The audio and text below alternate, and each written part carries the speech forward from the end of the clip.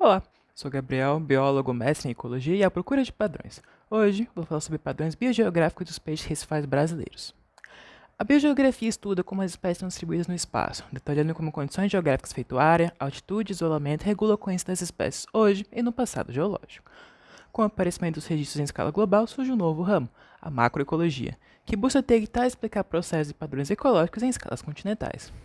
Aqui, meu objetivo é verificar se alguns padrões clássicos da biogeografia macroecológica aparecem nas comunidades marinhas do Atlântico Sudoeste, usando peixes recifais como grupo de estudo. Cerca de 350 espécies de peixes habitam os recifes da costa sudoeste do Atlântico e suas 4 ilhas oceânicas, das quais pelo menos 49 são endêmicas. Por questão de padronização, me refiro a um recife com uma paisagem submarina rasa com um fundo rochoso. Na costa brasileira, esse tipo de ave está distribuído de norte a sul, ao longo de mais de 4.000 quilômetros de litoral.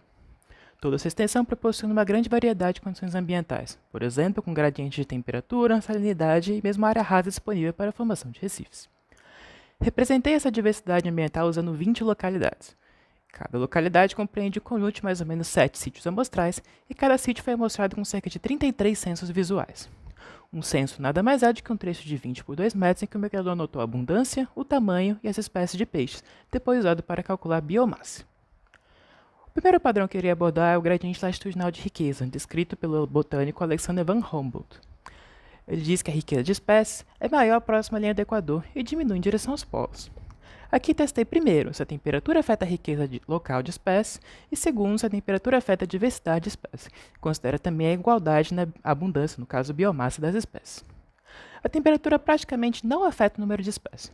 Por outro lado, ela exerce um efeito significativo sobre a diversidade dos sítios amostrais, que diminui onde é mais quente. A riqueza é a mesma, mas a diversidade é maior no frio. O segundo padrão que eu queria abordar é conhecido como regra de Bergman. Ele diz que as espécies de mamíferos aumentam de tamanho em direção ao frio. Em peixes, encontrei que o tamanho corporal também aumenta onde é mais frio, mas com um efeito absoluto fraco. Isso acontece porque cada espécie reage de um modo diferente, aumentando ou diminuindo de tamanho do quente para o frio. O efeito depende do comprimento médio das espécies, onde quem é grande tende a ficar ainda maior e quem é pequeno tende a diminuir. O terceiro padrão surgiu do estudo de mamíferos na América do Sul pelo argentino Eduardo Rapopó, que constatou que espécies de lugares mais frios tenderiam a ter distribuições mais amplas que de lugares mais quentes. Isso implica dizer que lugares mais frios tendem a compartilhar mais espécies que lugares mais quentes, já que as espécies de regiões mais frias têm distribuições mais amplas. Aplicando essa ideia em peixes, encontramos que, de fato, lugares mais frios têm mais espécies em comum, de modo que os sítios amostrais mais quentes são mais heterogêneos que os sítios mais frios. Nem todo padrão biogeográfico clássico é estritamente relacionado com a latitude. O isolamento de ilhas oceânicas costuma levar a caminhos evolutivos inusitados, como o que deveriam os jabutis gigantes das Galápagos. Eles descendem de jabutis continentais pequenos que chegaram até o arquipélago e aumentaram em tamanho por conta do isolamento e da falta de predadores. O gigantismo é tão frequente que está presente em praticamente todas as ilhas em que os jabutis já chegaram, levantando a pergunta se o isolamento também afeta outros organismos, como os nossos peixes recifais. Comparando as mesmas espécies entre continentes e ilhas, encontrei que os indivíduos nas ilhas têm em média 10 centímetros a mais que os indivíduos no continente. Assim como a temperatura, essa relação não é homogênea e é influenciada pelo tamanho das espécies, em que espécies grandes tendem a ficar ainda maiores, enquanto espécies pequenas tendem a diminuir em ilhas.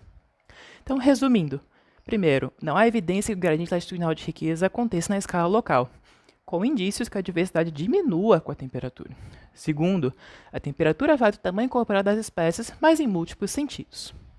Terceiro, a similaridade da composição de espécies diminui em sítios mais quentes. E quarto, a maioria das espécies de peixes muda de tamanho em ilhas oceânicas. A ausência de efeito de temperatura sobre a riqueza local pode ser explicada pela alta redundância no uso de hábitat dos peixes, que pode mascarar a tendência de aumento regional da riqueza.